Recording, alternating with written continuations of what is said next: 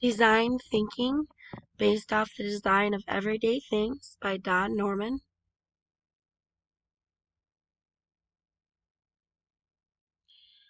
So I have decided to choose a design problem that has been affecting our entire family. Lately, we have been having a problem going on family walks. Our newest member of our family, our puppy, she's a terrier mix, getting close to her first birthday. The problem is created and affects all of our family members because it makes walks, which we love, very difficult. We also have a 12-year-old German Shepherd and had never experienced this situation with him before.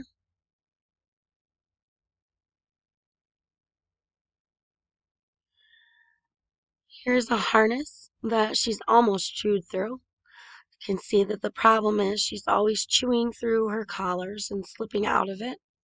The design problem is the way that the collar is made. More specifically, the material used to make most collars is some sort of cloth based, similar to the tug ropes that she loves to play with. If you have a dog, you know how important it is to go on walks, to get all of that energy out for them, and it just keeps them healthy and happy. And this has become very difficult to do with all of the collars that she has managed to chew through. Some of the affordances said it affords to fit the dog properly around the neck, affords to keep the dog confined so they cannot run away when you're out and about on a walk. Here's another collar that she has chewed through. Well, this collar she slipped off and then chewed the buckle. The problem is physical and involves all members of our family. If we cannot safely walk, then we can't go on walks as a family, at least not where we take the dogs with.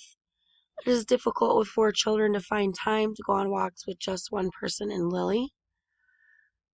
Some of the signifiers, the shape of the collar signifies that it should be worn around the dog's neck.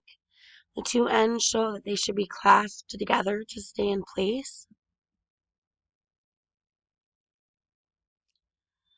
Here is a few different types of collars I put together.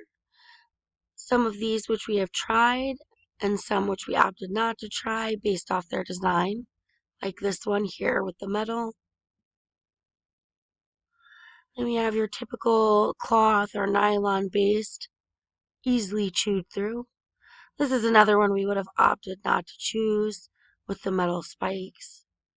Cloth harness, easily chewed. Again, to go over the neck, easily chewed, this one.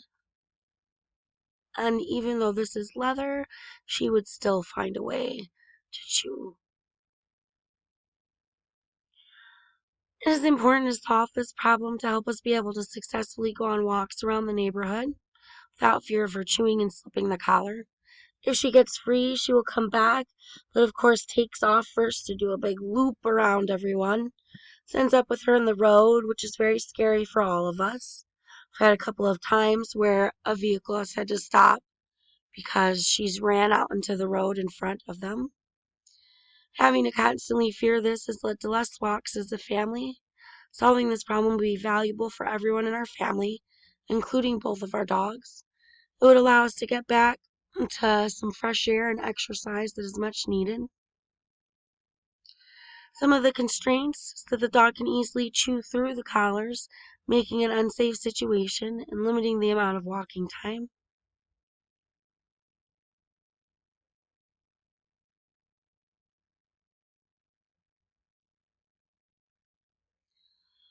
I came up with a few different ideas. A different kind of material that is not cloth based but is still safe for the pup. Possibly something with a slipknot style that is thicker than most common collars. Maybe a leather collar that has a thicker, more chew resistant cover. Something that's not metal. A collar that has some form of plastic casing to make it harder to chew. A nylon collar with some form of hard to chew decorations on it. Something that would still be safe for the dog, not metal.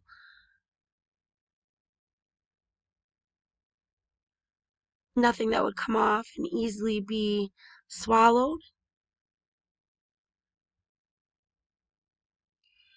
Another thing is maybe a harness that goes around the body and not the neck to keep it out of reach from chewing. Maybe a harness that is made of cloth but has metal in the places that could easily be pulled or chewed. A full body harness that starts at the neck, but the clasp is further back towards the tail, closer to the tail. A type of harness that goes on all four legs and clasps around the middle of the back. This way it is not around the neck, so it's safe, yet still keeps the dog where you need her to be and safe.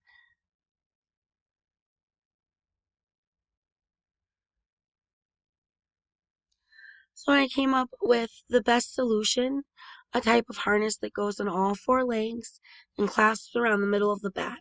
It will ultimately have two clasps on the back, one by the head and one by the tail. This way it is not around the neck, not easily reachable, and not easy for the dog to slip out of, with each leg being held securely and safely in these connectors from one side to the other, and some sort of clasp here on the back too. Dog harnesses with two clasps that connect on the back of the dog, keeping her more secure, would make it so that the clasps couldn't be reached to chew. This version would also keep the harness off the neck of the dog, making it safe and secure. I think that this is the best solution for keeping her safe and making it so that we can go on walks. I learned a few different things from this book. I really think that the discoverability of new ideas and if it is possible for them to be performed and what actions can be done is an important aspect to look at. Understanding is such an important part of design, such as what does it all mean? How is the product supposed to be used? What do all the different controls and settings mean? Without understanding, the product is useless and often tossed to the side and not considered any further. We have, designers that get to the bottom of what people really need and how to provide that for them. Unlike marketers who are looking at how to sell an item or a product, designers really want to know what it is that people need and how it can be best provided. A big takeaway I got from this is that often stupid questions are some of the most important questions. Often the answer may seem obvious, but is really not. Some of the stupid questions cover the most fundamental aspects of the design process and are very important in discovering important parts of the design.